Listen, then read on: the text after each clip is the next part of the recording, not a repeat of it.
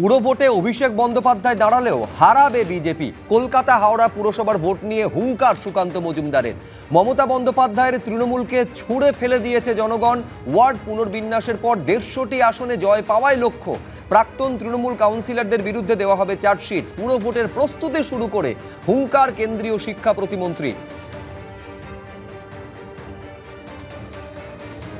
যে ভোটে দাঁড়ান না কেন, ওনাকে হারানোর জন্য আমরা রেডি হয়ে আছি। উনি যেখানে দাঁড়াবেন অনে মনে জনজঙ্গলে, আমরা সেখানেই যাবো, চিন্তা নেই হারানোর জন্য।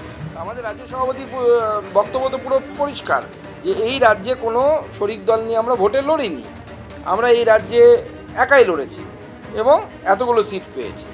তো স্বাভাবিকভাবে আমরা এখনো পর্যন্ত কোনো শরিকি সিট শেয়ারিংয়ের বিষয়ে আলোচনা করিনি। বিগত বিধানসভা নির্বাচনে 144টি ওয়ার্ডের মধ্যে 101টিতে বিজেপি এগিয়ে আছে, তৃণমূল কংগ্রেস এক কথায় ধরাশায়ী হয়েছে। তো এবার 209টি সিট হয়েছে, আমরা আশা করছি 150র বেশি, আমার তো মনে হচ্ছে 170-80টা পর্যন্ত আমরা পৌঁছতে পারবো।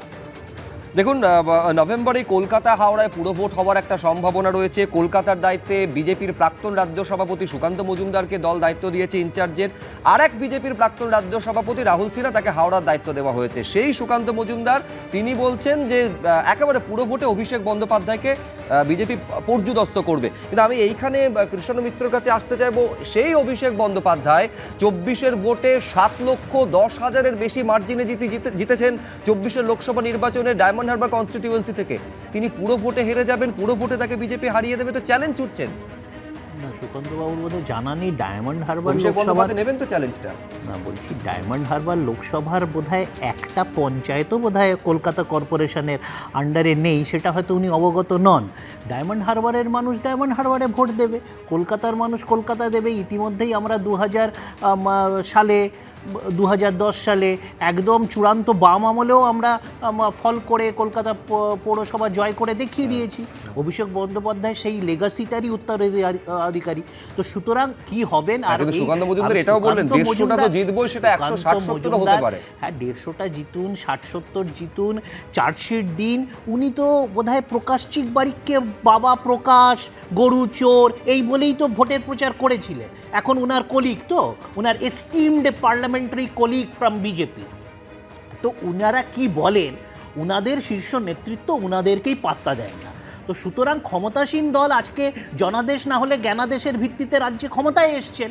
তো রাজ্যে ক্ষমতায় থাকলে মিউনিসিপ্যালিটি নির্বাচনে অনেক সময় অ্যাডভান্টেজ থাকে, সেই দম্ভ থেকে বলছেন। আমরা তো, আমার কাছে এই যে উত্তরপ্রদেশের শাহজাহানপুরের এই ভিডিও, এই যে উত্তরপ্রদেশের শাহজাহানপুর মিউনিসিপ্যালিটির বিজেপির 60 জন কাউন্সিলর, তারা গঙ্গাজল হাতে নিয়ে শপথ করছেন যে ঘুষের টাকা আমরা একে অপরের কে সততার সাথে একে অপরের সাথে ভাগ করে নেব। এই যে ভিডিও চলে এসছে, একটা সর্বভারতীয় এরকম একাধিক ভিডিও আছে। গত 15 বছরে একেবারে বান্ডিল টাকা কত তৃণমূল নেতার বাড়িতে পাওয়া গেছে। পার্থ চট্টোপাধ্যায়ের বান্ধবীর বাড়িতে 50 কোটি 5 কিলো সোনা। সেই ইতিহাস বলতে গেলে এই রাজ্যে সোনা এবং টাকা প্রাপ্তির ইতিহাস তৃণমূল নেতাদের বাড়ি থেকে, এও এই রাজ্যে কম কিছু নয়। কিন্তু আমি এইখানে নিজেদের চোরদের সাথে আমাদের চোরদের যুক্ত করে চুরির সাম্রাজ্য বিস্তার করবেন সারা ভারতবর্ষতে 12 বছর ধরে। আমি এইখানে বিমল শঙ্কর নন্দর কাছে আসবো। একেবারে কালীঘাট তৃণমূলের অভিযোগটা নিয়ে আমি বিমল শঙ্কর নন্দর কাছে আসবো। ঠিক যে উদ্দেশ্যে পার্লামেন্টে ডিলিমিটেশন বিল আনতে চাইছে বিজেপি, সেই একই উদ্দেশ্যে এই কলকাতা এবং হাওড়ার ওয়ার্ডের পুনর্বিন্যাস পুরসভার আগে করা হয়েছে। এই ধরুন 144 থেকে বাড়িয়ে 209। মূল লক্ষ্য হচ্ছে এইভাবে ওয়ার্ড পুনর্বিন্যাস করে নিজেদের জয়টাকে সুনিশ্চিত করতে চাইছে বিজেপি। দেখুন, 1980-তে প্রথম মিউনিসিপ্যাল কর্পোরেশন যে অ্যাক্ট হলো, তার আগে কংগ্রেস আমলে সুপারসেশন হয়েছিল, সেই আলোচনা আমি করছি না। তারপরে প্রথম ইলেকশন হয়েছিল 1985-এ। অনেকে প্রশ্ন করেছিল সিপিএম এত টাইম নিল কেন। তার কারণ একটাই, সিপিএম তার ঘর গোছাচ্ছিল, কারণ সিপিএম কলকাতাকে কায়দা করতে পারেনি। এবং নির্বাচনে দেখা গেল 1985-এ সিপিএম অ্যাবসলিউট মেজরিটি তো পেলই না, বরং সিপিএমকে নানা ফন্দি ফিকির করতে হয়েছিল মিউনিসিপ্যাল কর্পোরেশন দখল করার জন্য। আব্দুল খালেক বলে এক ভদ্রলোক, তিনি সিপিএমের বিরুদ্ধে দাঁড়িয়ে জিতেছিলেন, তাকে নিজের দলে নিতে হয়েছিল এবং তারপরে মিউনিসিপ্যালিটি দখল করেছিল, অলডারম্যান পোস্ট তৈরি করেছিল। আপনি যদি আলোচনা করেন, সে পরে একদিন আলোচনা করা যাবে। ফলে এই ঘটনা একদম 1985 থেকে ঘটেছে। এটাও ঠিক যে সিপিএমের আমলে একবার তৃণমূল কংগ্রেস কলকাতা পুরসভা জিতেছিল, এটাও ঠিক।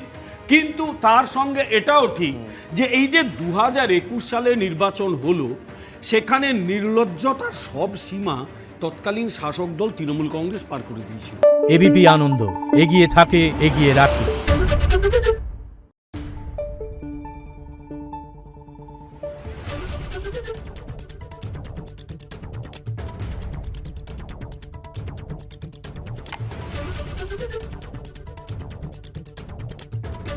Thank you.